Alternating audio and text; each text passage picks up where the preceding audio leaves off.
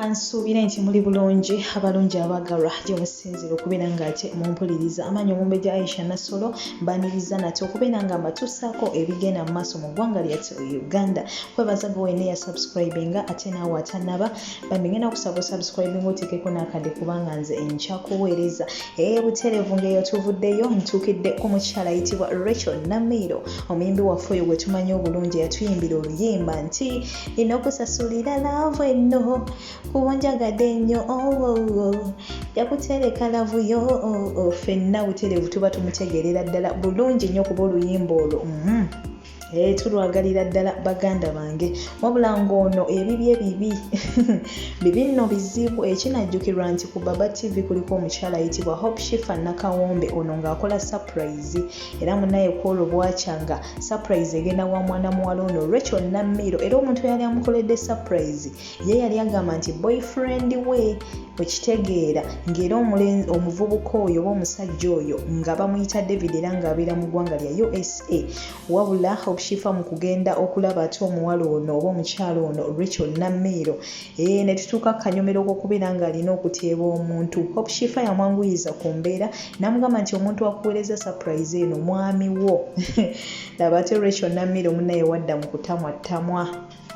Mu kifo ky'okwogera David, Rachel Namiro yayogera Godfrey. Weebita ebirabo munnaye bye baali bamuleetedde ne bimuyita myaganya jangalo. Omusajja yawulira ng'ali so disappointed.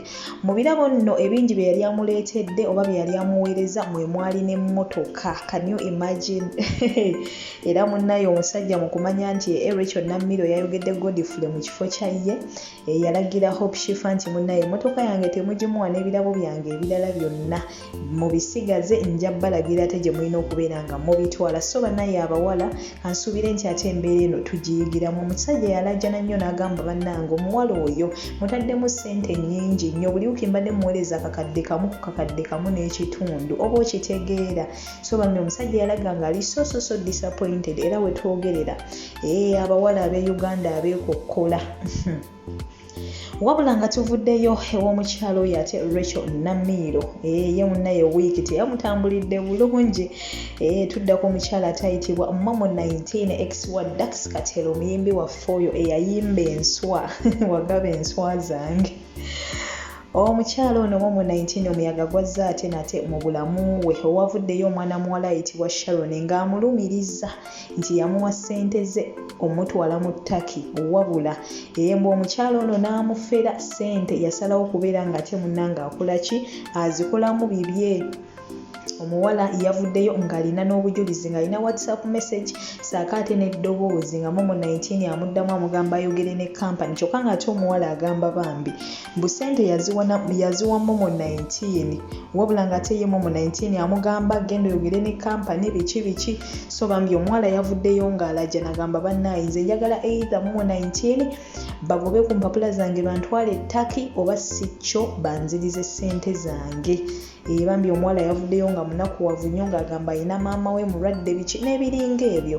So bannaye Momo 19 wabanga ddala yalya ssente z'omwana ono nze mbadde nteesa nti yandizizizza, wabula bwe baba nga bamuwayiriza kuba ebyo munnaye bizzenga bibeerawo. Oli n'avaayo ne yeesiba ku muntu nti oyo yankwata ono yankola kino ng'ayagala okumwonoonera erinnya. Wabula bw'abanga teyakikola munnaaye katusabe omuyaga guno oguzze mu bulamu bwe gusobole okubeera ng'ate munnange guvaawo, lwakuba nti ekyenjawulo ekiriwo waliwo n'obujulizi n'eddoboozi erimulumiriza. So bannaye nga tuvudde eruuyi eyo ebya Momo 19 weebityo we biri, katumusabire asobole okubeera ng'ate munnaaye akola ki, abiyitamu bino. Tuddako mukulu Lwasa omugagga oyo Lwasa abamu bwe bayita munnakyalo kuga buli omu yamutuuma linnya lirye, wabula ng'ono bambi eyakyesibidde ddala ku mwana muwala Diana Nabatanzi. Bannaye oba yamuwaaki naffe tetumanyi. Ono yaviiddeyo eddala era still ku Baba TV ng'amukalakata. Bamukozeko interview ng'era still akyamuyitira ddala omubbi. Tunakijjukira nti ku was it Heroes Day yakwata akatambi akalaga Diana Nabatanzi nti yali agala mukwata video Diana Nabatanzi ng'ateekayo emikono ye taagala mulabisa. So ke akatambi ke yabadde ate still ayogerako ne ku mulundi guno ng'era akyamulumiriza oyo mubbi oba mukitegeera. Wabula ku mulundi guno yagambye nti akatambi ako kanyiiza bangi nga mwe muli ne mukyala we Angel. Ti Angel yayomba nnyo olw'akatambi ako ke yateekayo, wabula mu butuufu ne wooba gwe toyinza butayomba. Omusajja akulaga yayawukana ne mukyala we oli, wabula akyalaga nti ate obulamu bwakyabulimu ne wooba ani toyinza butanyiiga. So munnaaye Lwasa bebyo bigenda mu maaso mu bulamu bwe, akyali ddala ku mukyalo ono Diana Nabatanzi. Oba ali mwesonyiwa ddi tetumanyi, oba munoonyako lutalo aveemu omwasi abeeyuzeeyuze naffe tetumanyi, wabula nga neebaza Diana Nabatanzi okubeera omukyalo omukakkamu. Abalala aba yavuddeyo dda n'ayogera biki n'ebinaamuleetera obuzibu. So yoyo omukulu Lwasa bebyo bigenda mu maaso, katusuubire nti anaatuuka ekiseera munaye ne yeekuba mu mutima ne yeesonyiwa omukyalo ono, naye nga amuli bubi. Wabula ate ku bantu abamu abakomentinga ku mbeera zino eza Lwasa n'ebyakola bagambira ddala nti akyayagala Diana Nabatanzi, ate nga kirabika kituufu. Kubanga omuntu woba ng'omwesonyiye n'ogamba nti let me let him or her go, ate siraba nsonga lwaki osigala okyamuliko omulingiriza omwogerera. Kale katusabire Diana Nabatanzi omusajja ono amwesonyiwe akole ebibye.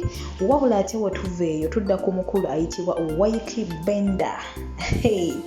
Ono munnaye yavuddeyo ate wali ku mukutu gwe ogwa Twitter n'agamba nga bwe yeetaaga omukyala era n'asaba abawala mwenna abali eyo bannaye mu applyinge. Era naawe wampuliriza essaawa eno munnaye osobola okuapplyinga. Wyclef Benda anoonya mukyala anaasobola okukola ki? Anaasobola okubeera ng'ate amutokoseza ettooke.